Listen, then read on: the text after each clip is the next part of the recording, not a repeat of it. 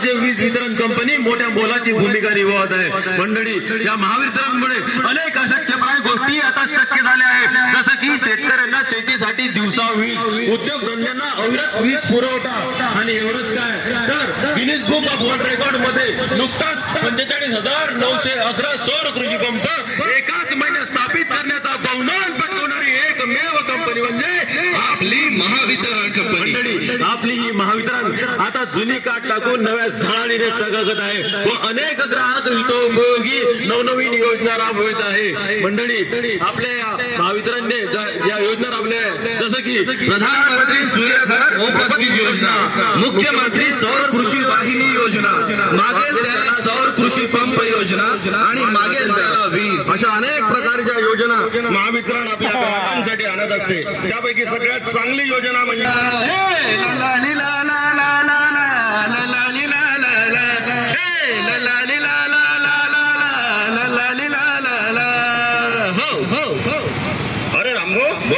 साहेबासोबत काय बोलत होते तुम्ही? काय मी असं ऐकलं की तुम्ही नवीन स्मार्ट मीटर लावणार आहे? हो, मी माझ्या घरचं जुनं मीटर काढून नवीन स्मार्ट मीटर लावणार आहे।